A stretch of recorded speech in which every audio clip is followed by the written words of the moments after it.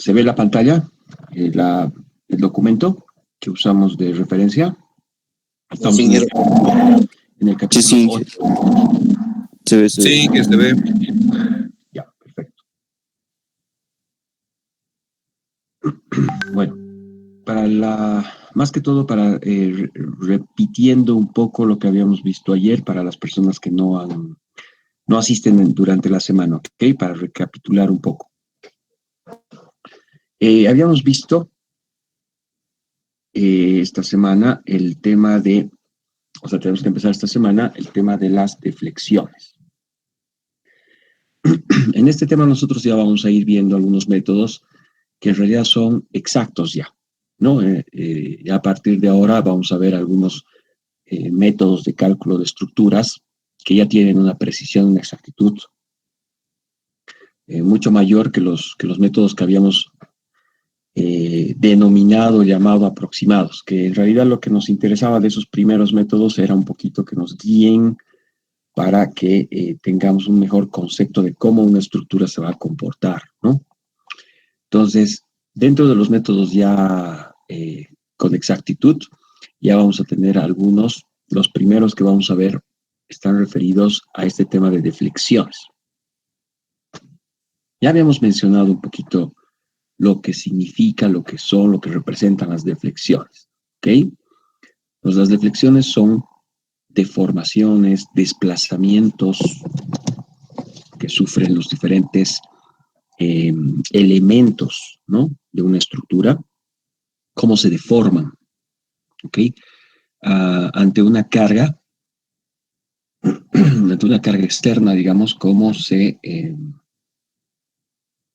deforma una estructura, cómo reacciona la estructura ante ciertas cargas, cómo se altera, también se podría decir, ¿no? Entonces, algo que habíamos mencionado en esta parte es este término que acompaña aquí en la primera parte a lo que dice deflexiones elásticas, ¿ok? Eso es importante tenerlo en mente. Cuando se hace un análisis de estructuras, un análisis de materiales, del comportamiento de ciertos materiales, tenemos que enmarcar, digamos, nuestro análisis bajo ciertas reglas, ¿no? Entonces, por ejemplo, aquí es necesario que tomemos en cuenta que en esta parte, en estos métodos que nosotros vamos a aplicar para resolver estructuras, estos primeros métodos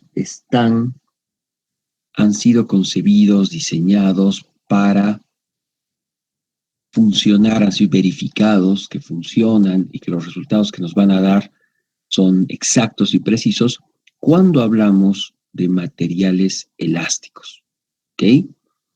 Por eso acompaña y es necesario recordar en todo momento que estamos hablando de las deflexiones que se van a producir, ¿no? Los desplazamientos, las deformaciones que se van a producir en una estructura, pero en el campo elástico. Si nos saldríamos del campo elástico para ir al campo plástico, por ejemplo, ya tendríamos que utilizar otro tipo de métodos, ¿no? Entonces eso es importante que se aclare para que el momento que ustedes estén analizando una estructura, con buen criterio ustedes puedan aplicar, digamos, ciertos métodos a el campo de la resistencia de materiales que es la apropiada, que es la que corresponde, ¿de acuerdo? Entonces eso tienen que tomarlo en cuenta. Ustedes ya han debido ver en las materias de resistencia de materiales o están viendo tal vez, y también seguramente algo en estabilidad de estructuras 1 y 2, a lo que nos referimos cuando hablamos del campo elástico, ¿ok? Ya lo hemos mencionado ayer. ¿Quién puede describir un poquito a qué nos estamos refiriendo cuando hablamos del campo elástico de un material? El comportamiento elástico del material. ¿A qué nos estamos refiriendo? Que cuando se aplica una fuerza vuelve a su normalidad, dije. Sí, correcto, es justamente eso. En el campo elástico, el comportamiento de un material cualquiera, ¿no? Cuando está trabajando en el campo elástico, podemos decir que aplicando una fuerza, digamos, que quiera deformar, que quiera desplazar algún punto. En el caso de una barra, seguramente lo han visto en resistencia a materiales, cuando uno quiere alargar un cierto elemento o encoger, ¿no? Comprimir, digamos. Mientras aplica la fuerza, se van a producir deformaciones en ese material o elemento, ¿no? Si estamos aplicando en una barra tracción, seguramente se va a estirar en alguna medida el material, ¿no? Obviamente, mientras más rígido es el material, obviamente ese elongamiento que va a sufrir el material va a ser mínimo, ¿no? Muy pequeñito. Pero, y en otros materiales habrá un elongamiento mayor, ¿no? Con los que tengan una rigidez menor también. Pero, o viceversa, si estamos aplicando una fuerza de compresión, por ejemplo, seguramente el elemento tratará de encogerse, reducir su longitud, por ejemplo, si fuera una barra, una varilla, ¿no? Y esa deformación se produce mientras está siendo aplicada la fuerza que trata de cambiarlo, ¿no? Entonces, dejamos de aplicar esa fuerza y automáticamente el material debería retornar a su forma original. Ese es el concepto en palabras simples, digamos, de lo que sucedería si estamos hablando de un análisis en el campo elástico, ¿no? Entonces dejamos de aplicar la fuerza y el material retorna a su estado original, a su longitud original, no sufre cambios permanentes. Los cambios que sufre ese elemento, ese material, son o se producen mientras está siendo aplicada la fuerza, una fuerza, ¿no? Entonces, ese es un poquito el concepto en palabras relativamente simples de lo que vendría a ser el campo elástico. Hay una ley que han debido escuchar que se cumple cuando estamos en el campo elástico. Pues voy a tratar de ilustrar un poquito con una gráfica eso para que se vea de mejor manera, ¿de acuerdo? Seguramente van a recordar esta gráfica, ustedes ya la han debido ver antes.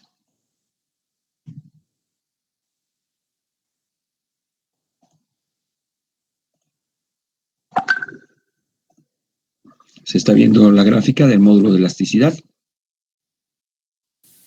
Sí, ingeniero. Ya, ustedes han debido ver esta gráfica, ¿no? Aquí lo que estamos analizando es a medida que aumenta la tensión o fuerza externa, ¿no? No solamente tensión en sentido de tracción, podría ser, aquí está usado el término tensión en términos más generales, podría ser compresión también o tracción. De todas maneras, es una fuerza externa. Y aumentamos o incrementamos la tensión y es lógico que incremente o aumente la deformación en un determinado material, ¿no? Entonces, si nosotros graficamos tensión versus deformación, cuánto se deforma el material, vamos a seguramente obtener una gráfica parecida a esta. Las gráficas de tensión-deformación van variando según el tipo de material. Esta de aquí, por ejemplo, podría ser una gráfica más parecida al comportamiento de un material rígido como el acero, ¿no? En el hormigón podríamos tener una gráfica diferente, seguramente sin estas variaciones de esta parte, ¿no? Posiblemente exista una zona relativamente, entre comillas, recta y luego comienza a deformarse como una parábola directamente, ¿no? En la madera podrá haber otra gráfica y así en los diferentes materiales, ¿no? Depende mucho del material, de la naturaleza del material, de las propiedades del material para que esta gráfica tenga variaciones. De todas maneras, a lo que nos estamos refiriendo cuando hablamos de deformaciones, deflexiones o análisis en el campo elástico, es en esta primera parte. Básicamente, cuando las tensiones todavía son hasta un cierto límite o rango y se producen deformaciones en ese campo elástico. En esta parte, teóricamente, si nosotros liberamos al material de la fuerza, o sea, retiramos la tensión, el material debería retroceder o debería volver a su forma original y no sufrir deformaciones permanentes. El momento en que nosotros retiramos la fuerza y volvemos a medir y el material ha sufrido deformaciones permanentes, ya no estamos hablando de un campo elástico, estamos hablando de un campo plástico. Creo que es otro análisis diferente. Estaríamos hablando de un análisis en esta parte de la curva que se formaría midiendo fuerza aplicada versus deformación medida, digamos, ¿no? Entonces aquí vamos a ver, obviamente, siempre vamos a estar relacionados a estas propiedades de los materiales como el módulo de elasticidad, ¿no? Porque estamos en el campo elástico. Ese módulo de elasticidad obedece, por ejemplo, a la ley de Hooke, ¿no? La ley de Hooke. ¿Se ve lo que se marca en el texto? ¿Se está viendo cuando remarco alguna palabra? Sí, ingeniero. Ya, de acuerdo. Entonces, la ley de Hooke es esto, ¿no? La ley de Hooke es como el módulo de elasticidad se convierte en una constante para esta zona elástica. Esta sería la zona elástica, donde tenemos un comportamiento, entre comillas, lineal, ¿no? Todavía hay mucha discusión ya pero nosotros para nuestra base teórica vamos a asumir que es una línea recta. Pero todavía hay muchas discusiones, digamos, en los científicos que continúan, que siempre están estudiando diferentes comportamientos estructurales o de materiales, de si realmente es una línea perfecta o es. Pero para nosotros vamos a asumir que sí lo es, ¿no? Que es una recta. Y que después ya se convierte en una curva más marcada. Entonces, esta parte de la línea recta, vamos a asumir que es una constante, la pendiente. La pendiente de esta línea, matemáticamente hablando, representa el módulo de elasticidad. ¿Ok? Representa. Y a ese módulo de elasticidad, si lo mantenemos constante, ¿no? La pendiente, en otras palabras, si la pendiente de esta recta se mantiene constante, estamos hablando de que estamos en una zona elástica del material, ¿no? Y el comportamiento obedece a la ley de Hooke, así se denomina. ¿Okay? El módulo de elasticidad como tal es la constante o es la pendiente de esa recta y también se denomina módulo de Young, ¿no? Por el científico que ha estudiado, digamos, esa parte. ¿Okay? Ambos, ¿no? Tanto Young como Hooke han sido los que han profundizado ese análisis. Ahora, después de ellos hay muchos otros científicos que continúan todavía analizando diferentes comportamientos materiales, etcétera, etcétera, ¿no? Entonces, a esto nos referimos cuando estamos hablando del campo elástico. Cuando ya estamos en el campo plástico es otro análisis, otro tipo de métodos, ya tenemos que tomar en cuenta otras variables, ¿no? Mientras esto se mantenga, entre comillas, constante, ¿no? Tengamos un módulo de elasticidad y todo eso, podemos decir que hay métodos que nos van a ayudar a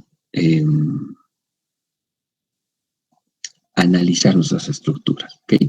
A eso se está refiriendo este término que es importante remarcarlo, que hablamos de el análisis de las deflexiones, para nosotros, las deformaciones de las estructuras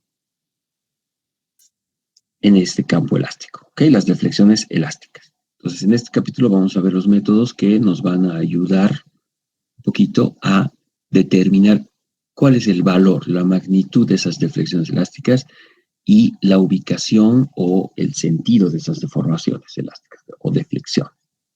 ¿Listo? En este capítulo ustedes van a poder encontrar, por ejemplo, 3 métodos que son los que resaltan. El método de la doble integración, que podríamos decir que es un método un poquito más analítico, ¿no?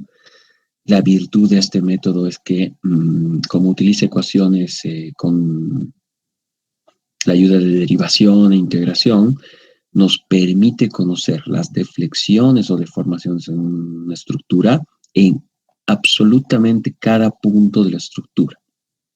O sea, el lugar donde queramos conocer cuánto es su deformación o deflexión, nosotros vamos a aplicar una ecuación y vamos a poder conocer el valor exacto en cada punto. Entonces, es muy preciso. Los otros dos métodos que se mencionan aquí, que son métodos ya más geométricos, podemos decir, entre comillas, un poquito más gráficos, también tienen una base matemática lógico. Son el teorema del momento de área, es un método, y el método de la viga conjugada. Esos dos métodos son más geométricos. También nos dan mucha precisión, pero la diferencia con el primer método es que nos van a dar precisión en puntos más específicos de la estructura.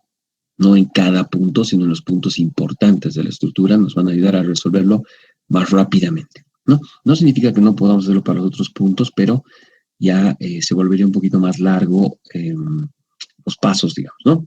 Para tener una precisión intermedia, si quieren, ¿ok? Porque esos dos métodos gráficos van a trabajar con condiciones de borde. ¿Listo? ¿A qué llamamos diagrama de deflexión o también en algún momento hemos mencionado la curva elástica? ¿Recuerdan eso? ¿Cómo estaba definido un poquito? ¿A qué nos estábamos refiriendo con un diagrama de deflexión? O una curva elástica. ¿Qué otro nombre le dábamos a la curva elástica?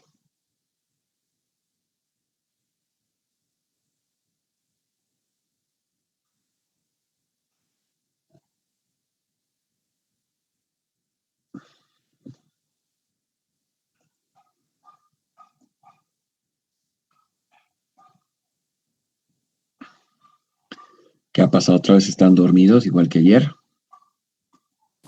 No, Inge. Es una parábola. Podría llegar a ser una curva parabólica, pero me estoy refiriendo más al concepto, no tanto a la forma. O sea, la curva elástica puede tomar varias formas. Evidentemente, si son, como su nombre dice, curvas, podrían ser parabólicas, sí, es cierto. Pero, ¿qué significa, qué representa esa curva o esa parábola? En ese sentido va mi pregunta. No tanto a la forma misma. Y es decir, a la carga que se le está aplicando a la estructura y al efecto que está causando, o... Sí, de acuerdo, eso es más, eso es una respuesta un poquito más genérica y está bien. Nuevamente repito, curva elástica es una curva de las deformaciones.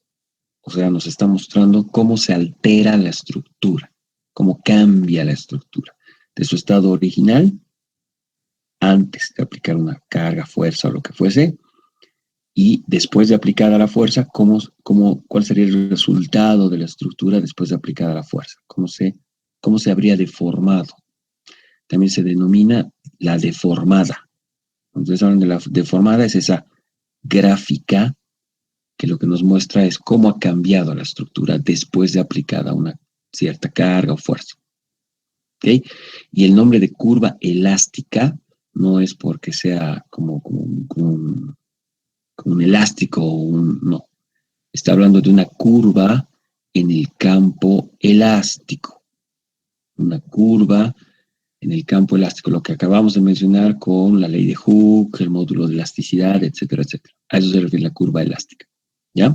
Significa que retiramos las fuerzas, las cargas, y la estructura de esta gráfica deformada volvería, en teoría, ¿no? Volvería a su forma original, a la forma sin deformarse, sin deformaciones, ¿no? ¿De acuerdo? Entonces, estas curvas o diagramas de deflexión son los que queremos entender bien, y para encontrarlos con precisión vamos a utilizar los métodos que hemos mencionado hace un momento. ¿Ok? ¿Qué es lo que produce, qué cosas producen que se deforme una estructura, que se forme, que podamos nosotros graficar un diagrama de deflexión o una curva elástica o una deformada. Pueden ser muchas las causas, ¿no? La primera y tal vez la más importante, la que generalmente uno analiza al principio en una estructura, es las cargas, ¿no? Aquí está mencionando, no sé si se ve la resaltada, pero estamos hablando de las cargas que apliquemos en la estructura, ¿ok? Otra causa de que se deforme una estructura puede ser la temperatura, ¿no? Cuando hay cambios de temperatura fuertes, sobre todo, digamos, bruscos o muy grandes, gradientes térmicos muy grandes, se puede deformar una estructura, ¿no? Así como cada uno de sus elementos o partes. Imagínense que tenemos, que sometemos una estructura a un calor muy intenso o a un frío muy fuerte. Por el efecto de la temperatura, ante una disminución de la temperatura puede tratar de encogerse cada elemento. Entonces hay una deformación. Cambian sus dimensiones, sus longitudes, incluso hasta su área, ¿no? Secciones. Lo mismo si se calienta una estructura, puede estirarse, ¿no? Por el calor. Dependiendo obviamente de la naturaleza del material, eso variará. Otra causa para que exista deflexión o deformación son los errores de fabricación, ¿no? Si existen errores en la fabricación del material o de los elementos, podemos estar introduciendo deflexiones, ¿no? Imagínense en un ejemplo muy simple. Si nosotros estamos calculando una estructura de hormigón con unas ciertas dimensiones, la hemos calculado con un largo, un ancho, imagínense unas vigas, unas columnas de hormigón. Pero nosotros las fabricamos con otra dimensión. Imagínense 2 columnas, una viga, como un pórtico, como un marco, y la columna que tenía que haber tenido 8 metros, la hemos fabricado, la hemos construido de 7,95. Hemos restado 5 centímetros a la... Las columnas se van a ver, va a haber una tensión, porque las columnas han sido calculadas con una cierta dimensión, una cierta verticalidad, y la viga, que es más corta, está obligándolas a las columnas a querer pandearse, a querer moverse hacia un lado. Entonces, esos son los errores de fabricación. Cuando hablamos de acero, de madera, no son errores de fabricación in situ, ¿no? El error de fabricación puede venir desde la planta de producción, ¿no? Que a un acero lo dimensionemos de una manera, lo pidamos de una forma, al rato de colocarlo, resulta que es más corto, tiene menos área, o alguna cosa ha sucedido. Entonces, esos son errores de fabricación. Producen tensiones, producen fuerzas en la estructura global que van a hacer que quiera deformarse. Nuevamente repito, cuando hablamos de deformaciones no significa que quiera partirse en dos la estructura. Pueden ser milímetros, décimas de milímetro lo que se deforma. Pero a la larga, esas deformaciones puede ser que nos estén produciendo esfuerzos o viceversa. Los esfuerzos nos estén produciendo deformaciones. Eso es íntimamente ligado uno con otro. Los asentamientos del terreno, por ejemplo, ¿no?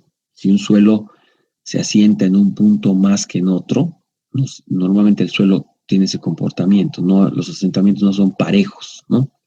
No es que todo el suelo se va a asentar al mismo tiempo. Hay diferencias. Esos asentamientos diferenciales son los que provocan deformaciones en la estructura también, ¿no? Las deformaciones, si bien no necesitan ser tal vez notorias, pueden ser muy pequeñas, lo que sí pueden producir es que algunos ciertos materiales de la construcción se dañen, ¿no? Por ejemplo, aquí menciona los techos. Los techos pueden empezar a tener problemas de estabilidad, por ejemplo, ¿no? Puede haber agrietamiento, por ejemplo, en los revoques, ¿no? Como por ejemplo el yeso, ¿no? Puede haber agrietamiento o rotura de los vidrios, por ejemplo, ¿no? Entonces, ese tipo de fenómenos que aparecen en las estructuras no significa, tal vez, puede ser, ¿no? Dependiendo de la gravedad, pues no signifique, no represente que la estructura va a caerse o colapsar, puede ser que no lleguemos a ese extremo, pero pueden aparecer fisuras indeseables, obviamente que primero dan un mal aspecto a la estructura, segundo, la gente, digamos, obviamente va a tener una reacción negativa, ¿no? Ante una construcción todo fisurada, o que los vidrios empiecen a rajarse, romperse, o sea, obviamente nadie quiere eso, ¿no?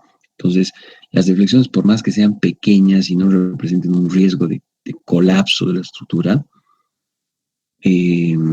van a influir negativamente y pueden ser no admisibles, ¿no? Uno puede decir, no, yo no admito que las deflexiones sean de ninguna naturaleza, o la norma no me permite que sean de ninguna naturaleza. Entonces, tenemos que controlar esas deformaciones, tenemos que saber cuánto se va a deformar y si vamos a aceptar o no, si vamos a admitir una deformación, ¿no?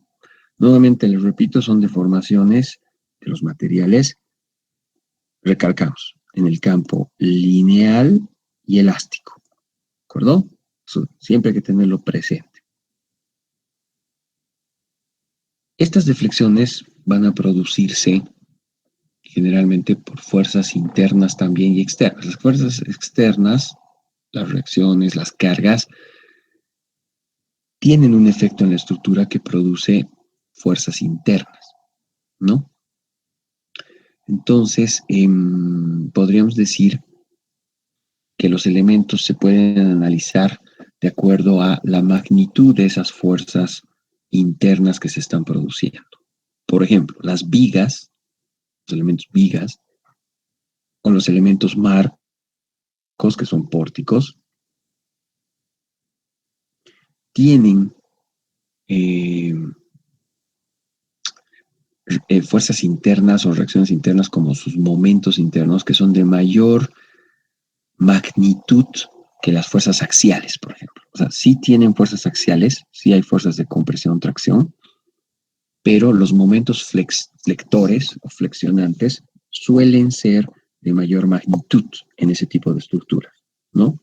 Entonces, en una viga, por ejemplo, cuando yo cargo la viga, voy a tener seguramente tracción, compresión, etcétera, pero el momento flector pasa a ser un poquito, entre comillas, el esfuerzo más relevante. No significa que dejemos de analizar las otras fuerzas, no estamos diciendo despreciarlas, estamos diciendo generalmente nuestro análisis va a predominar el análisis de los momentos flectores, por ejemplo, en una viga o en un marco. A diferencia de una cercha, por ejemplo, una armadura, ¿no? Es lo que dice aquí. En una armadura, las deflexiones, entre comillas, más relevantes van a estar ocasionadas por las fuerzas axiales. ¿Ok?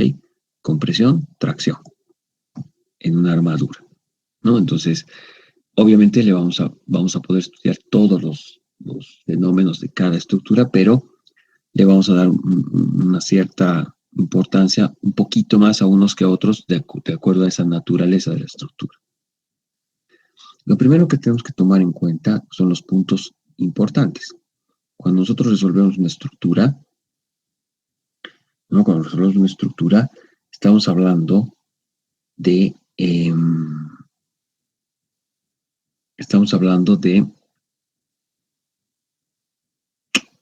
cómo reaccionan, por ejemplo, los apoyos, ¿no? Los apoyos para nosotros son importantes porque son puntos donde conocemos el comportamiento de las estructuras, ¿no? Entonces, si se ve bien la tablita 8-1, que está a la izquierda de esta parte del texto. Sí, Está viendo, ingeniero. Ya, Sí, en esta tablita lo que nos está describiendo un poquito el texto es cómo se deforma, cuál sería la forma de nuestra curva elástica en estos puntos que son los apoyos. ¿Ya? ¿Qué forma debe tener nuestro diagrama de deflexiones en estos puntos? Luego vamos a determinar cómo es el diagrama de deflexiones en el resto de la estructura. Pero en los apoyos ya tenemos que de memoria saber, así como ustedes saben de memoria, por ejemplo, cuántas reacciones hay en cada apoyo, es lo mismo, ¿no? Esto tiene que tener una correspondencia directa con eso, ¿no? Tiene que haber una relación directa entre el número de reacciones y la curva de deflexiones en cada tipo de apoyo. Entonces analizaremos uno por uno. El primer apoyo que se está mostrando en esta tablita 8-1 es un apoyo tipo rodillo. ¿Qué le llamamos nosotros a este apoyo? Tipo rodillo. Apoyo móvil, ingeniero. Apoyo móvil. Ese sería un nombre un poquito más familiar para nosotros. Voy a tratar de ampliarlo un poquito, aunque se vuelve un poco borroso, ¿no? No sé si ustedes lo ven medio borroso, pero yo soy un poquito borroso. Ese es un apoyo tipo rodillo o apoyo móvil, como lo conocemos. ¿Qué es lo que nos está mostrando la tabla? Nos está diciendo que la curva elástica en este tipo de apoyos, en este punto en específico, fíjense, representada con una línea horizontal va a ser la estructura inalterada, original. Es imaginemos una viga, ¿no? Horizontal, perfectamente horizontal. Después de aplicar una cierta fuerza externa en algún lugar de la viga, se va a deformar. La elástica, la curva elástica de la estructura deformada, en este punto no va a permitir una deflexión, no va a permitir un desplazamiento del apoyo. Nosotros sabemos que este desplazamiento no lo va a permitir en el sentido estrictamente vertical, ¿no? Aquí dice, bueno, si es que no se lee muy bien, delta igual a 0. Delta es una letra griega, un triangulito, que representa las deflexiones en cuanto a dimensiones, ¿no? En cuanto a longitudes, a distancias. Entonces, delta igual a 0 quiere decir que no se va a mover el punto de su posición original. Nosotros sabemos muy bien que no se va a mover, pero en sentido perpendicular a la superficie. En otras palabras, si vemos aquí el dibujito, la superficie es horizontal, ¿no? Entonces, este tipo de apoyo móvil no va a permitir que nuestra estructura suba ni baje en sentido perpendicular a la superficie. Ahí vamos a tener un delta igual a 0. Deberíamos tenerlo, ¿no? No deberíamos tener un asentamiento ni que la estructura empiece a volar, ¿no? Pero sí sabemos que puede haber un desplazamiento horizontal, porque este tipo de apoyos, aquí no lo está marcando el texto, pero sí podríamos tener un delta X, si quieren, en algún sentido, podríamos. Aquí está remarcando solamente el desplazamiento vertical, básicamente. Otra cosa que sucede en este tipo de apoyos, porque vamos a hablar de dos tipos de deflexiones, dos tipos de medidas que podemos hacer cuando se ha deformado una estructura. Una de las deflexiones es en sentido lineal, en sentido de distancia. Ese es el delta, o los deltas. Pero la otra deformación que se puede medir es el ángulo de giro. ¿Ok? Si la estructura cambia a esta otra posición, por alguna razón, en este punto en particular, ¿qué ha pasado? Se ha abierto un ángulo. ¿Ok? Este ángulo, este sí está bastante borroso, pero es la letra tita. ¿De acuerdo? La letra tita. Entonces, la letra tita representa un ángulo. Tenemos que diferenciar muy bien. Distancia, que serían los deltas, distancias, en unidades de longitud, centímetros, milímetros, metros, kilómetros, pulgadas, lo que ustedes quieran. Y otra cosa es el ángulo de deflexión, ¿no? El ángulo de deflexión se mide obviamente en grados, ¿no? Grados centígrados, grados sexagesimales, estoy diciendo barbaridades, ¿no? Grados centígrados es temperatura. Grados sexagesimales o pendiente también, ¿no? Este ángulo define una pendiente. ¿Qué pendiente? La pendiente de esta curva, ¿no? Fíjense. Entonces, esta inclinación de la estructura tiene una cierta pendiente. Eso está representado por el ángulo, ¿ya? Entonces, tenemos dos tipos de medidas. No pueden ustedes confundirse. Cuando hablemos de deflexiones, tienen que decir, ¿estoy hablando de deflexiones deltas o estoy hablando de deflexiones en longitud, que serían estas? ¿O estoy hablando de las deflexiones en ángulo, en pendiente? ¿No? La pendiente no tiene unidades como tal, pero se puede manejar en porcentaje, se puede manejar en grados, ¿no? Del ángulo, etcétera, ¿no? Entonces, eso tienen que diferenciar muy bien ustedes, ¿de acuerdo? Este tipo de apoyo móvil sí permite el giro de la estructura, eso es decir, permite que se abra este ángulo. Este ángulo que representa una pendiente, si ustedes ven bien, no sé si se logra apreciar, hay una curva una curva en realidad, un sector curvo, como decía Santiago eres, ¿no? Podría ser una parábola, digamos, ¿no? O algo más o menos parabólico. Sí, Esa curva parabólica, entre comillas, representa eso, esa curva está acá al centro, fíjense. Se logra apreciar una ligera línea un poquito más clarita. Esa es la elástica, ¿no? Esta es la elástica, esa curva más delgada, digamos. Esta es una recta, la que estamos midiendo entre la horizontal y esta recta o perfecta es un ángulo. Esa es una recta. Pero esta recta de acá abajo, que es un poco más oscura que la elástica, está representando la pendiente de esta curva en un punto. Es como decir una recta tangente a nuestra curva elástica en un determinado punto. Entonces, a medida que nosotros vamos moviéndonos por la elástica, que es una curva, obviamente estas rectas tangentes van cambiando, ¿no? O sea, no es la misma.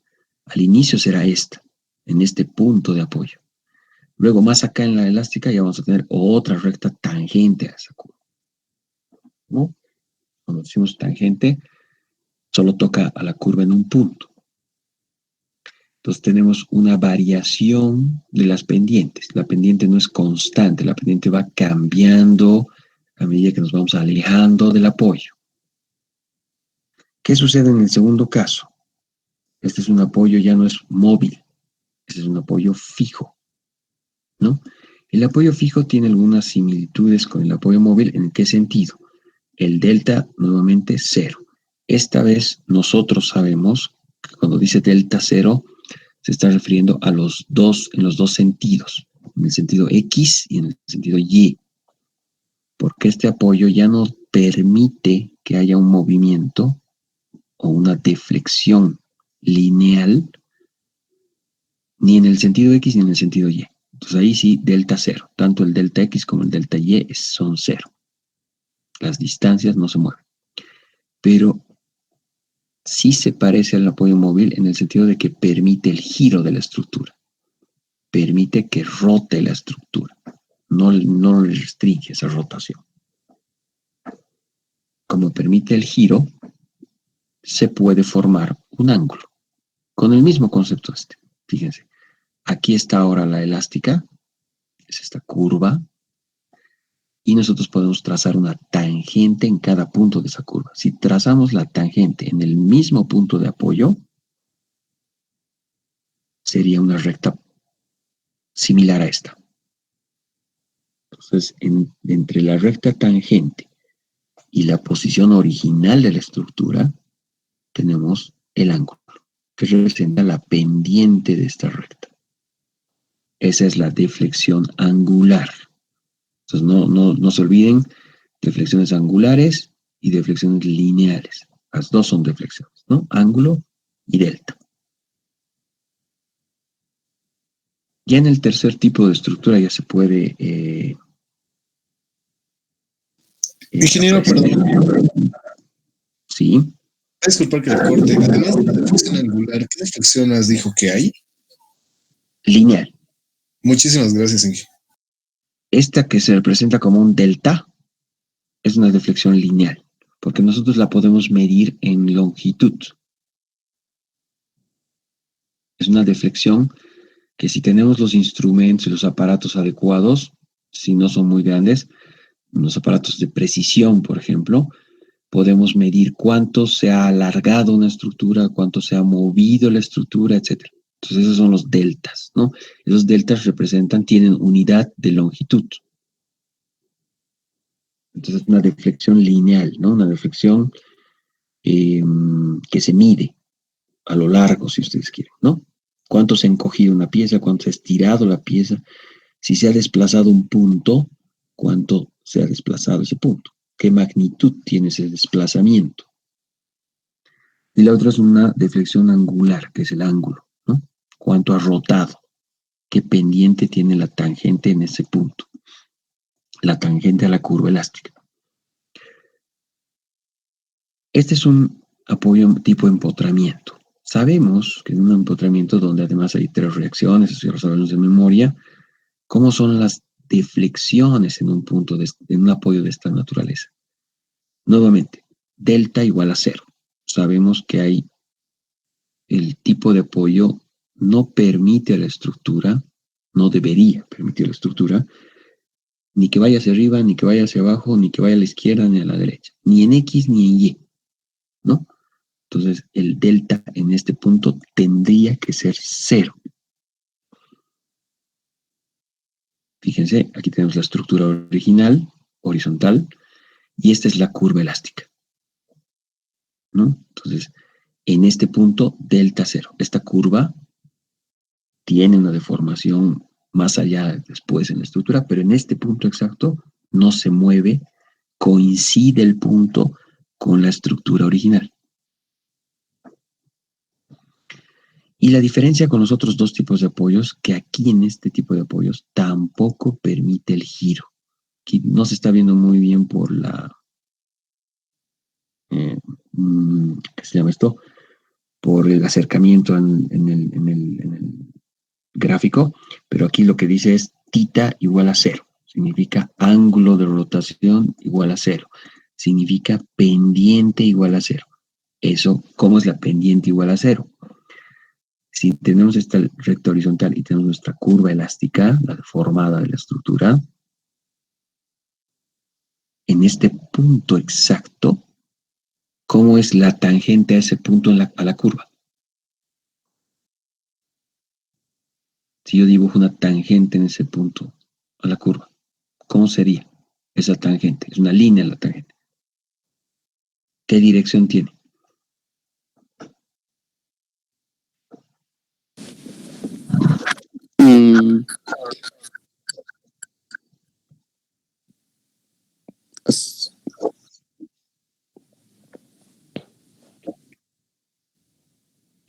Quiero dibujar una línea tangente a esta curva, pero en este punto, que sea tangente en este punto, en el apoyo. ¿Cómo sería esa línea? Dije, llegaría a ser igual una línea horizontal y que si hacemos, digamos, una línea tangente, cosa que, digamos, no va a haber un ángulo de separación con la línea principal, con la línea más oscura. Correcto. Esa es la respuesta correcta. Si yo dibujo una tangente a esta curva elástica en este punto, voy a tener una línea totalmente horizontal. Como tengo una línea totalmente horizontal, la pendiente de esa línea es 0.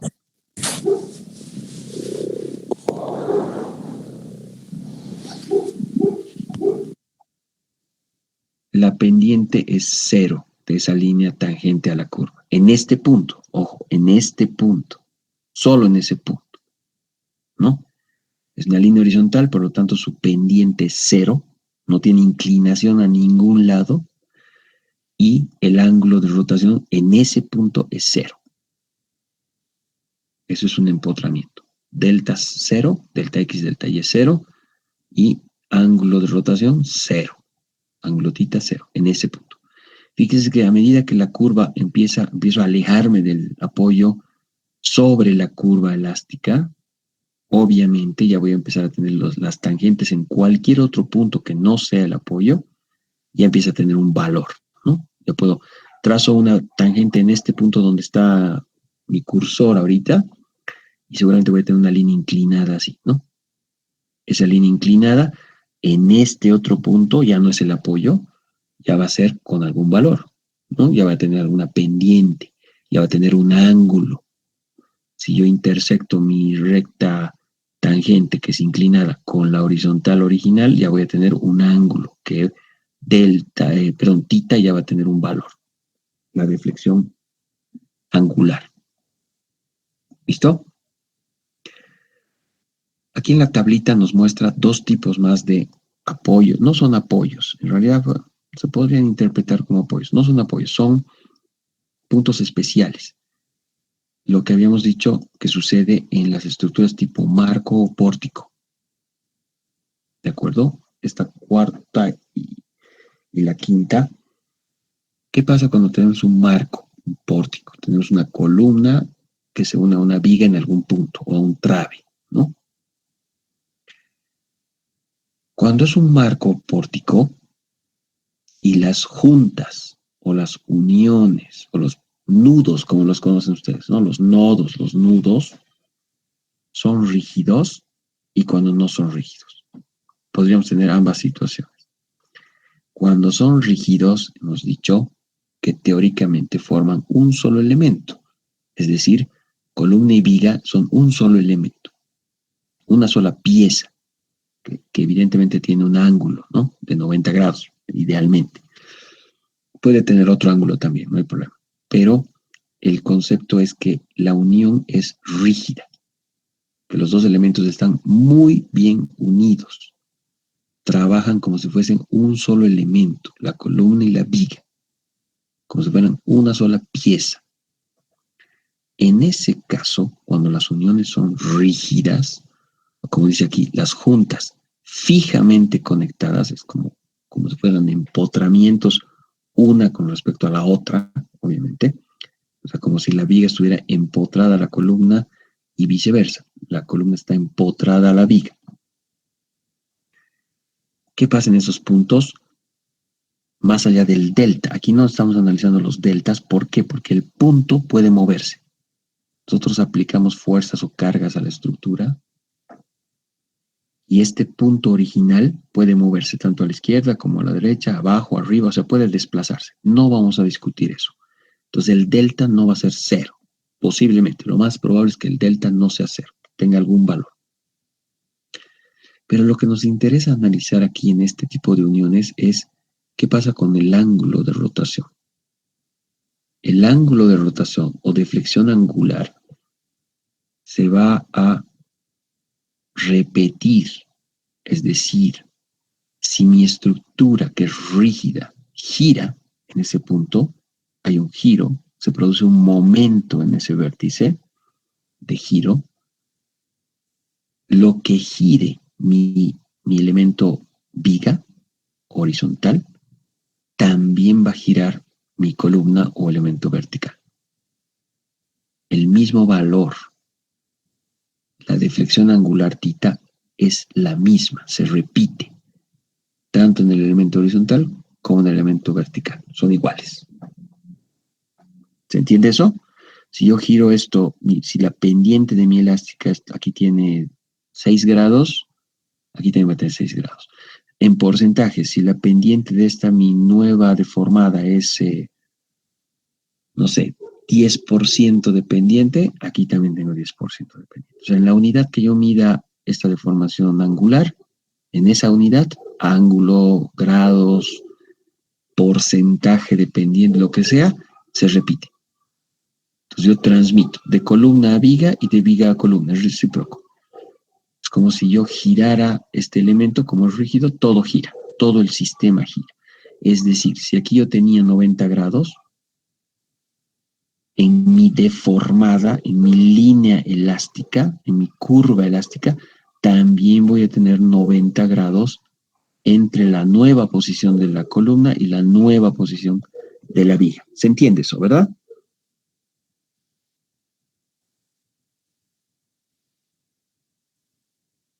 ¿O hay alguna duda?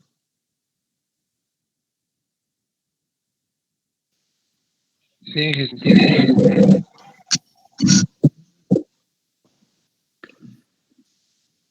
lo que no va a suceder si la unión o el nudo es articulado.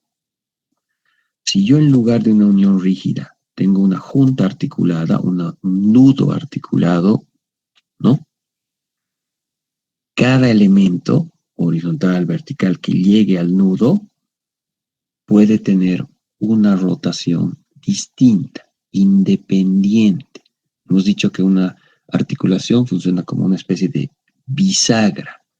Si ustedes lo que colocan aquí es una bisagra, la bisagra lo que no permite es que los dos elementos se separen, ¿no? O sea, que la viga vaya por su lado y la columna vaya por su lado y se vayan ambos en sentidos contrarios. No, eso no va a permitir, ¿no? Sí puede haber un delta del punto. O sea, si este es el punto original, puede ser que el punto de la unión se desplace a la izquierda, a la derecha, arriba, abajo. Sí va a haber un delta. Puede haber un delta. Pero lo que va a suceder con el ángulo, ¿no? Con el ángulo de rotación de este punto, es que cada elemento, los horizontales de los verticales, ya pueden rotar o girar independientemente. Es decir, después de aplicar una cierta carga, fíjense, la elástica de la viga, si yo saco una tangente a esta curva en este punto, puedo medir un cierto ángulo de rotación, es decir, puede tener una pendiente esta línea. Y no necesariamente es la misma, de hecho generalmente es distinta, de la pendiente de la tangente a la elástica de la columna o elemento vertical. O sea, la columna también por su cuenta se está deformando, si quieren, pero si yo mido la tangente o la pendiente, el ángulo en este punto, que pase por este punto de la elástica, el ángulo ya es otro. Entonces, el ángulo θ ya va a ser un ángulo θ sub 1 y aquí va a ser un ángulo θ sub 2. Diferentes ángulos de rotación, diferentes deflexiones angulares. Ya no son similares. ¿De acuerdo? Por el efecto de la junta articulada o bisagra. ¿Se entiende, verdad? Esa parte. ¿O alguna duda?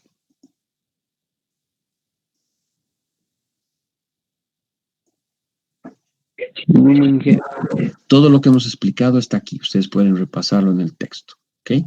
Todo lo que hemos explicado, punto por punto, tipo de apoyo, está aquí. Esas consideraciones que hemos hecho para los diferentes tipos de apoyo son muy importantes para que pasemos a analizar la estructura. ¿De acuerdo? Cómo son las deflexiones en los diferentes tipos de apoyo o unión. ¿Qué sucede internamente en el resto de la estructura? Se producen fuerzas internas, eso habíamos dicho, ¿no?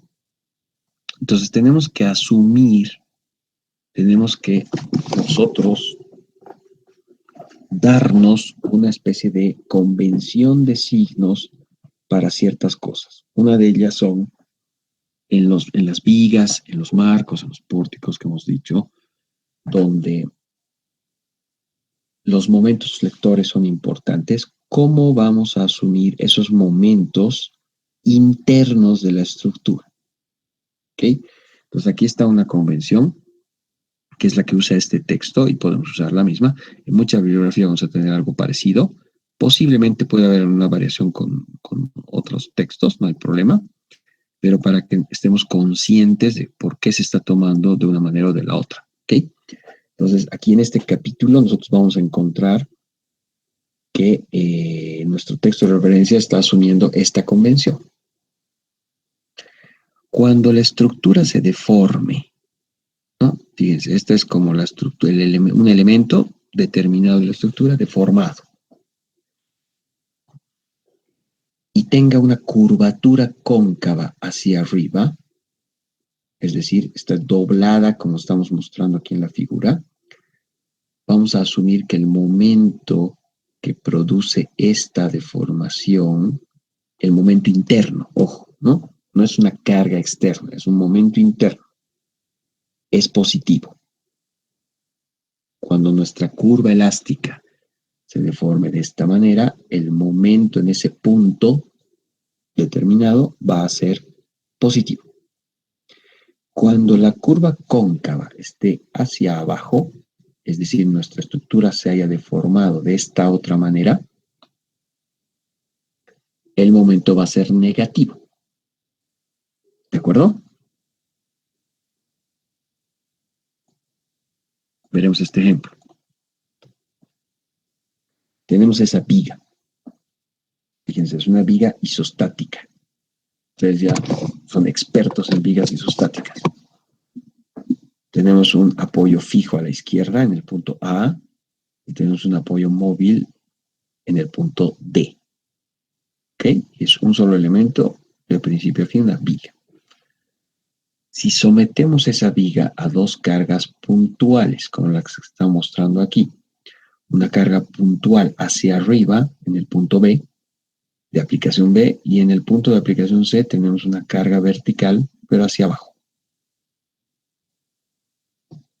Si ustedes recuerdan cuando dibujaban sus diagramas de cortante, sus diagramas de esfuerzo normal y sus diagramas de momentos para vigas isostáticas, bueno, aquí el diagrama de esfuerzos normales es 0, ¿no? O sea, básicamente no hay diagrama porque no hay cargas axiales en el sentido del eje.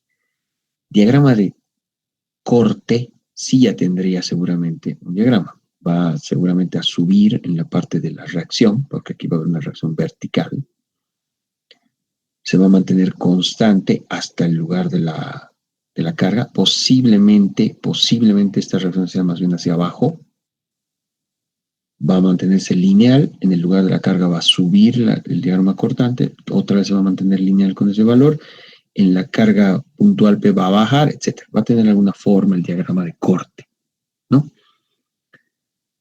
Pero las rectas en general van a tener pendiente 0, es decir, van a ser líneas horizontales en el diagrama de corte, ¿no? ¿Qué va a pasar con el diagrama de momentos? Ustedes se acuerdan, cuando tenían cargas puntuales, el diagrama de momentos es lineal, obviamente con pendientes. Es decir, son líneas inclinadas, como se están viendo en este diagrama. Lo más probable es que su diagrama de momentos tenga esta forma. ¿Correcto? ¿Recuerdan eso?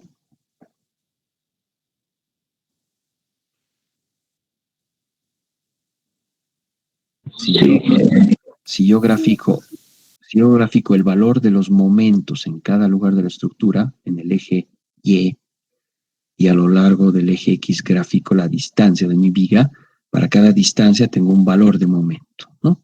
Un momento. Si yo sigo la convención de signos que me acabo de dar, ¿no? Momento interno en la viga, positivo cuando la viga se dobla hacia abajo y momento negativo cuando la viga se dobla hacia arriba, yo tendría que tener los mismos signos de los momentos en mi diagrama. Corresponderían a esto. Es decir, la primera parte de mi diagrama de momentos negativo, obviamente son rectas, ¿no? Con pendiente. Y aquí en este otro triángulo es mi diagrama de momentos positivo, ¿no? Si yo pongo un eje de referencia X, ¿no? De positivo arriba, negativo abajo. Y correspondería a lo que estoy diciendo. Fíjense, esta fuerza puntual, la del punto, la que está aplicada en el punto B, la carga P1 o P2, no estoy seguro, lo que es P2 ahí. Aplicada en el punto B, ¿cómo dobla mi estructura? La dobla hacia, en sentido cóncavo hacia abajo, ¿no? O sea, en realidad la estructura se dobla hacia arriba, la estructura sube, trata de subir, pero la parte cóncava está en la parte inferior de mi viga. Entonces hemos dicho en la convención, signos,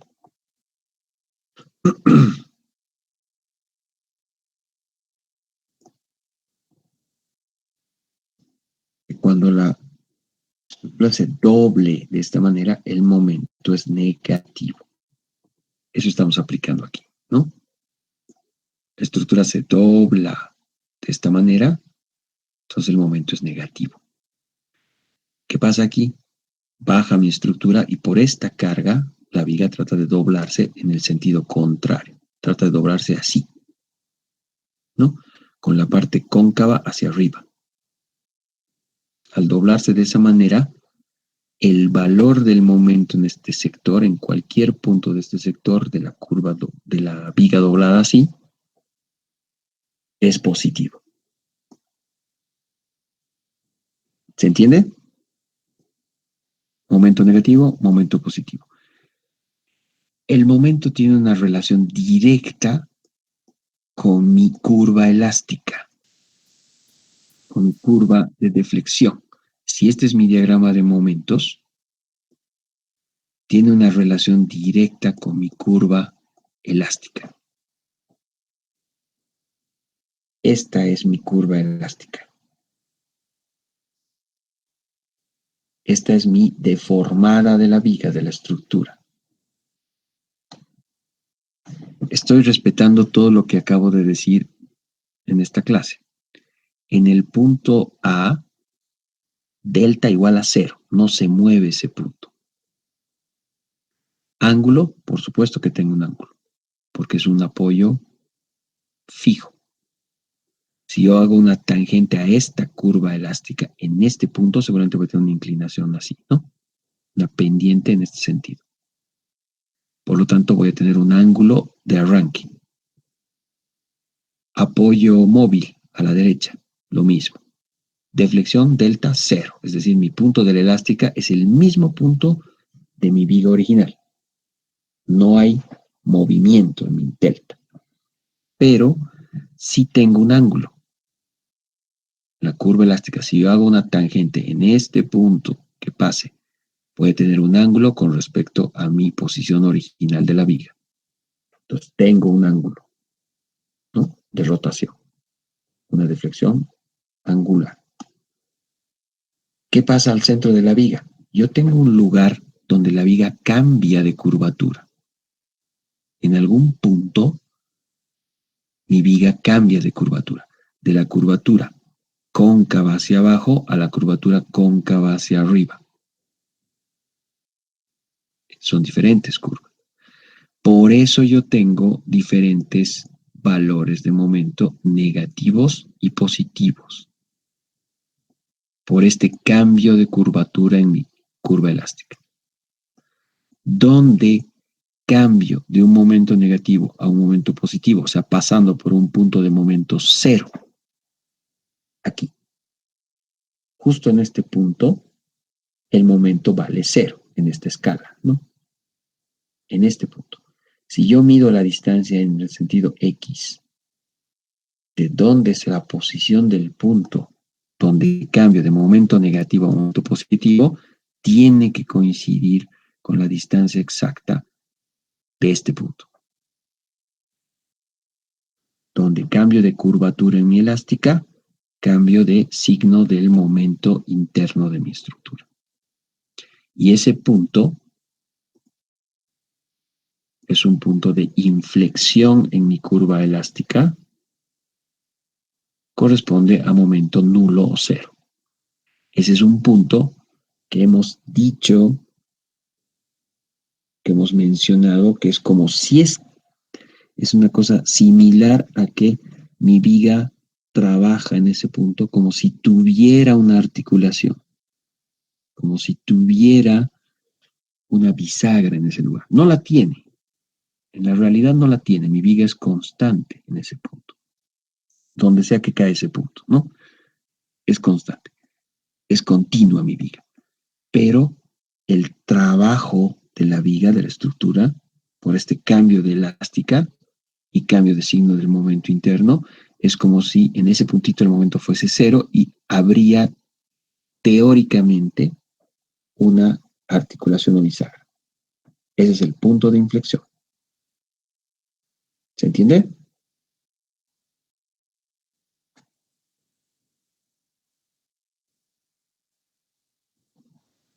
Sí, sí, que se entiende. Ok.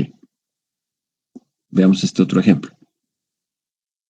Esta vez tenemos una viga que está empotrada solo en el lado izquierdo. El lado derecho no está empotrado, no tiene ningún apoyo, de hecho. Y aplicamos otra vez dos fuerzas, ¿no? puntuales, etcétera, o sea, fuerzas verticales, digamos, ¿no? De forma puntual en cada punto de esos. Nuestro diagrama de momentos va a ser como este. Nuevamente, por ser cargas puntuales, vamos a tener un diagrama lineal, ¿no? Esta va a ser una línea recta con una cierta pendiente.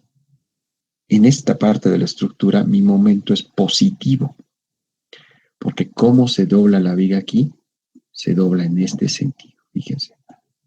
Al tratar yo de ponerle una fuerza aquí que suba en este punto, porque la carga es vertical hacia arriba, mi estructura trata de curvar de esta manera. Entonces, en este punto, en esta parte de la estructura, la deformación es de este tipo. Fíjense, ¿no? Mi curva elástica es cóncava hacia arriba. Por lo tanto, el momento es positivo. Luego, por esta otra carga vertical hacia abajo, mi curva trata de cambiar la elástica hacia el otro lado. Entonces, mi diagrama es negativo. Y de forma similar a la anterior, el punto exacto donde mi momento interno cambia de positivo a negativo en esta ocasión, hay un punto de momento cero o nulo, tiene que coincidir exactamente con el punto de inflexión en mi curva elástica, en mi deformada. Esta es ahora mi curva elástica deformada. Nuevamente analicemos lo que pasa en el apoyo. En el único apoyo que tiene esa viga, primero, los deltas son cero, es decir, el punto de arranque de mi elástica coincide perfectamente con el punto de arranque de mi estructura no deformada, ¿no? No hay un desplazamiento, no hay ni delta igual a cero. Y por ser empotramiento, ¿qué pasa con mi ángulo? Mi ángulo exactamente en el punto de apoyo también es cero. Esta curvita que se ve aquí de la elástica, si yo paso una tangente en este punto de apoyo, va a ser una línea horizontal. Pero a medida que me voy alejando del punto de apoyo, obviamente ya empiezo a tener tangente, empiezo a tener pendiente de esta curva, ¿no? Y voy cambiando pendiente, pendiente, pendiente hasta el final. Entonces, tengo un cambio en el ángulo, ¿no? Pero más allá del apoyo. En el apoyo es cero.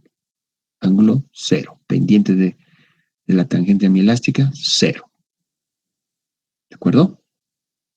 Entonces, de esta manera es que yo puedo, cualquier tipo de estructura, dibujar su elástica. Todavía no estoy encontrando los valores, porque yo puedo encontrar exactamente cuánto se ha alejado en cualquier punto de mi viga de la posición original que tenía a la posición deformada. ¿Cuánto es esta magnitud? Eso yo necesito saber. Y no solo esta magnitud, necesito saber cuánto vale la inclinación de la tangente, es decir, cuánto vale el ángulo de rotación en ese punto, en cualquier punto, para que yo tenga exactamente el valor de mi deformación, tanto de mi deflexión lineal como de mi deflexión angular. Las dos magnitudes necesito conocer. ¿De acuerdo? De eso se trata el análisis de deflexiones. Ahora, recapitulando esta parte, es muy importante que estemos totalmente conscientes de que hay una relación directa entre ¿qué parámetros? Cuando hablo ya de ecuaciones, para formar mis ecuaciones,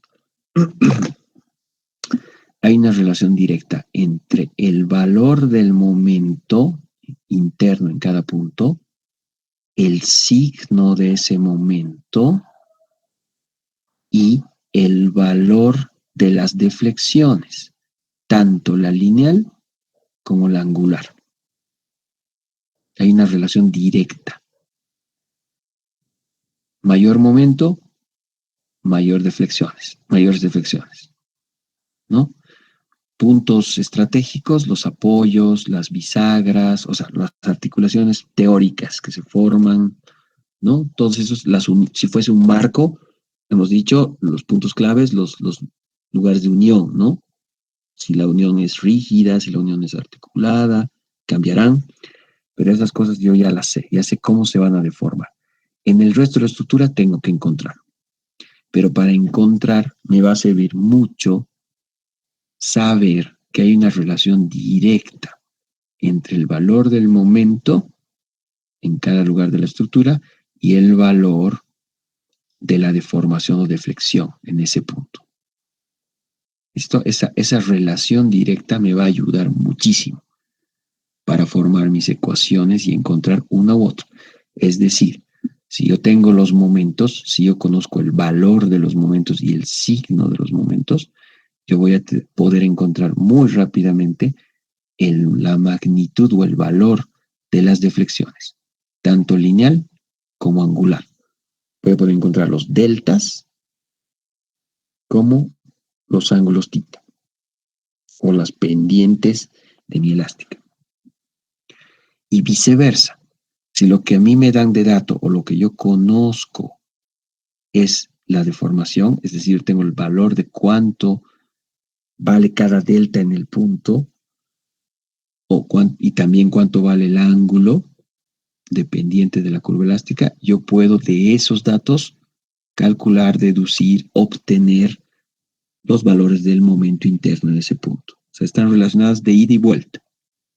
Si tengo un dato, puedo encontrar el otro. Si tengo la deflexión, puedo encontrar los momentos directamente. Eso es muy importante, ¿de acuerdo?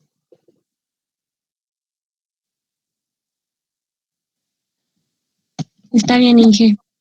Ya. Van a estar atentos a la plataforma. Vamos a poner algunos ejemplitos para que ustedes dibujen esta curva, todavía sin valores, ¿no? O sea, no es una curva, no van a ser curvas con valores, ¿no? De deflexión, o sea, no van a tener una magnitud de escala de cuánto se está deflectando nuestras estructuras, porque no hemos todavía entrado a calcular con las ecuaciones. Pero sí pueden ustedes ya dibujar las líneas, todavía no a escala, pero pueden dibujar esta línea elástica. ¿Ok? Entonces vamos a poner algunos ejemplitos para que ustedes dibujen la elástica. ¿Se entiende? O sea, vamos a poner estructuritas cargadas de alguna manera y ustedes van a poder deducir esta relación que hay con la elástica. ¿Listo? Como práctica. Entonces, Está bien, ingeniero. ¿Tipo similar a lo que nos explicó? Sí, similar. Sin valores, o sea, sin valores numéricos, o no ver valores numéricos, pero lo que a mí me interesa es ver la curva elástica, ¿no? Cómo se deformaría. Si yo les doy el dato de la carga, el tipo de apoyo, etcétera, ¿no? En diferentes tipos de estructuritas, ¿de acuerdo? Está bien, ingeniero. Ya, eso va a ser como práctica. Lo otro, tenemos que empezar a hablar de nuestro proyecto. El proyecto en este ciclo lo vamos a hacer de la siguiente manera, ¿ya? Yo les voy a, para todos va a ser similar. Esta vez podemos armar grupos, ¿de acuerdo? Máximo de 3 personas o 4. No quiero grupos muy grandes, ¿no? Para que puedan trabajar. Entonces, organícense en grupos. Ustedes van a idearse una estructura tipo cercha entre 2 puntos. Yo les voy a dar una luz, digamos, o sea, una luz, no sé, me invento ya, 10 metros, una separación entre 2 apoyos. Y quiero colocar una cercha de alguna forma. Lo que les voy a dar es la forma final de la estructura, pero ustedes tienen que tener, cada grupo, plantear una cercha entre esos 2 puntos. Una cercha de cualquier disposición de los elementos internos de la cercha. ¿De acuerdo? Pueden usar una cercha tipo Howe, Pratt, una cercha parecida a las que han hecho en su proyecto del anterior ciclo, o una diferente, una nueva, no hay problema. Van a ser libres de adoptar la forma de la cercha que ustedes quieran. ¿Listo? Pero quiero que la describan bien, la dimensionen bien y en base a eso vamos a calcular. ¿Ya? Yo les voy a dar la forma externa de la secta. Si ustedes quieren, yo quiero formar un triángulo, digamos, ¿no? Con una distancia de tantos metros y ustedes van a tener internamente en ese triángulo que diagramar una cercha con la cantidad de elementos que ustedes consideren y calcular, como hemos hecho en el anterior ciclo, todas sus fuerzas internas. ¿Ya? Yo les voy a dar la carga también, la carga externa, ¿no? ¿De acuerdo?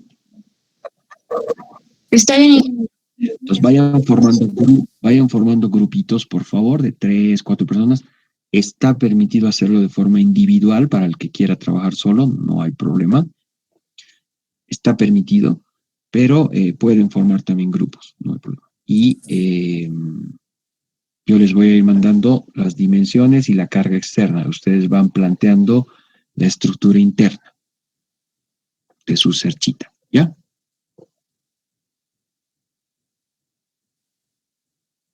Eso también lo voy a poner en la plataforma para que vayan, ¿ya? ¿De acuerdo? Voy a poner un foro en la plataforma para que ustedes me vayan mandando en el foro de la plataforma su listado del grupo. ¿Quiénes son los integrantes de cada grupo? Ahí me contestan en la misma plataforma y yo voy sacando de ahí la lista de los grupos. ¿Listo? Está bien, Inge. Listo, Inge. Listo, muchachos. Que- Quedaremos. Disculpe, Ángel, tenía una consulta. Sí. Dime. Inge, ¿cómo sería? Adelante, Jorge. Perdón. Creo que Jorge preguntó primero, luego Lisbeth. Jorge, ¿me decías, Jorge? sí, tuve una introducción en mi internet. Quería saber, porque creo que esta semana estamos entrando en exámenes, ¿no? Pero aún no nos dieron las fechas. ¿O es que esta semana no tendremos exámenes de segundo ciclo?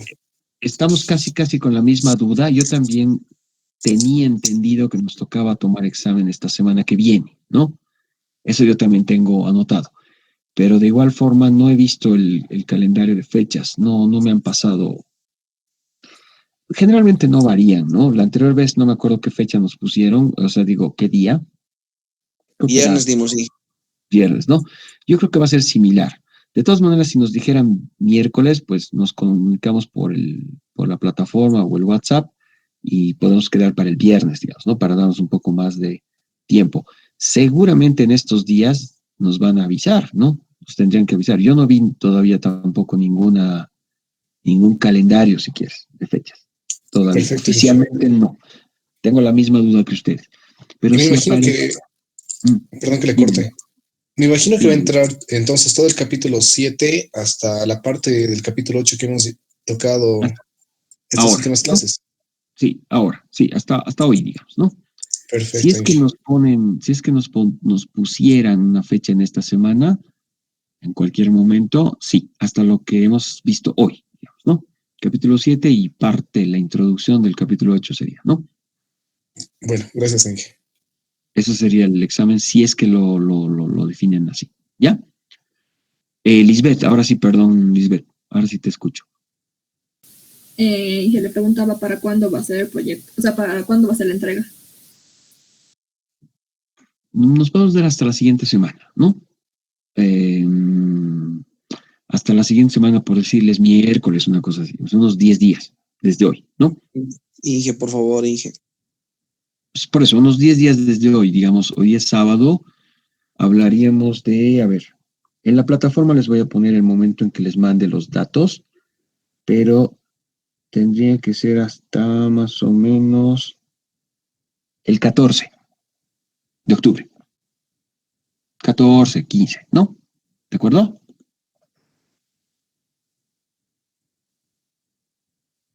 Si Está es bien, el Inge. 14, si es el 14 son 11 días en rigor, ¿no? Más o menos, desde hoy, digo, ¿no? ¿Listo? Para el día. ¿Perdón?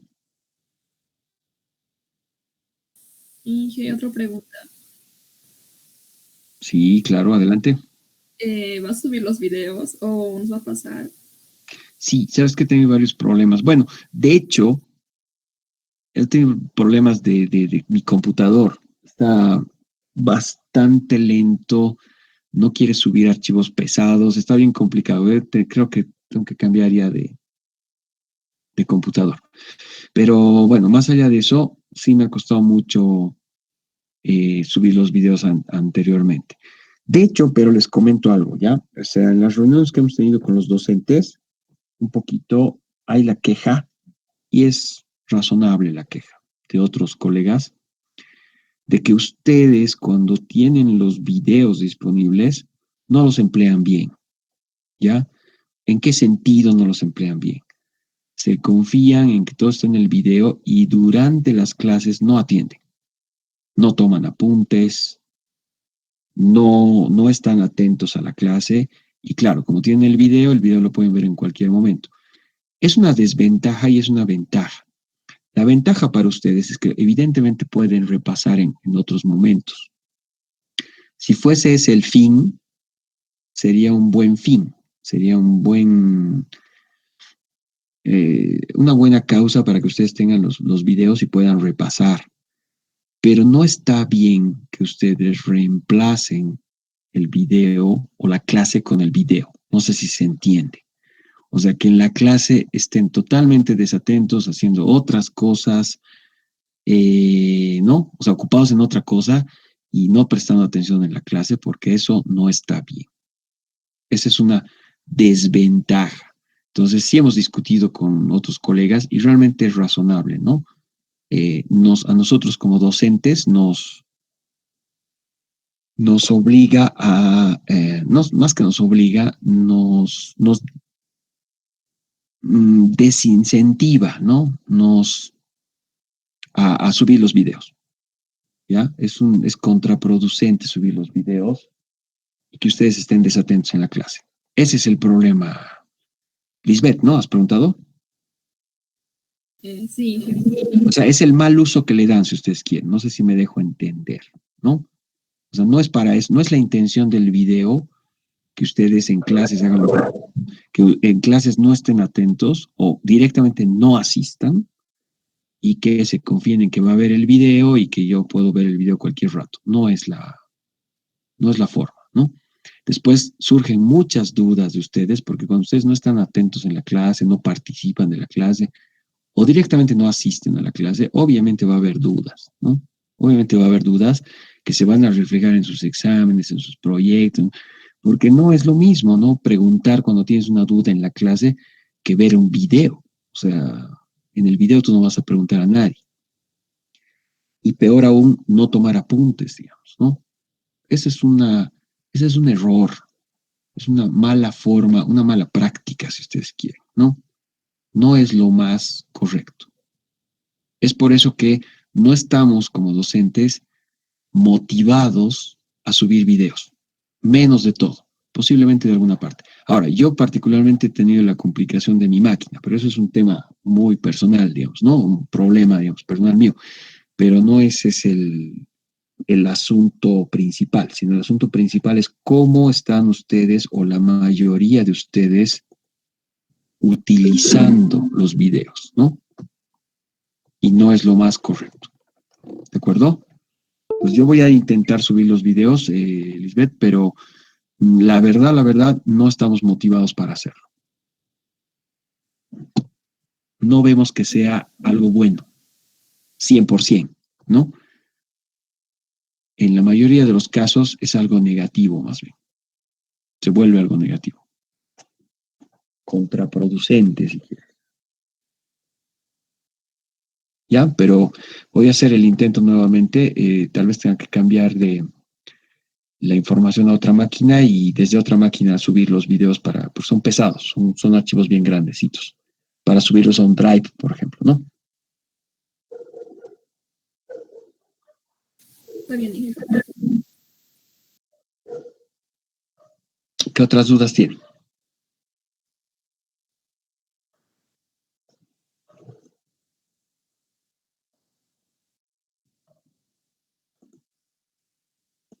Tomaremos lista, ¿no? Sí, ingeniero. ¿Qué dice? Sí, Inge. Inge. Cámara. Espérenme un segundito. Espérenme un segundito. Vamos a hacer un ensayo.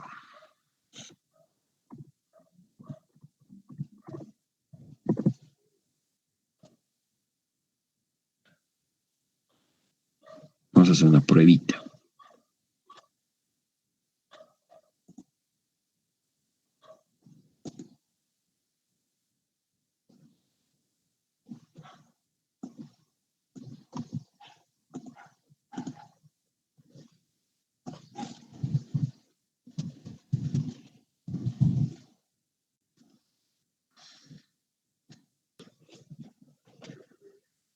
Para ver que esto esté funcionando adecuadamente.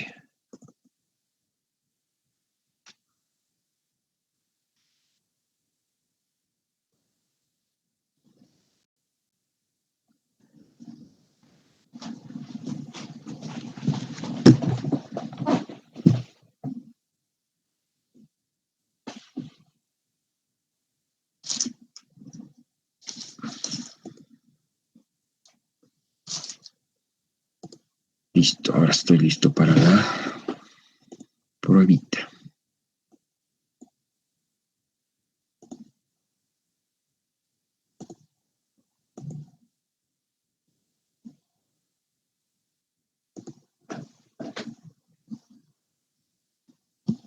Listo, ya he tomado la lista, no hay problema. Gracias. Presente, Inge. Ya lo sé. No te preocupes.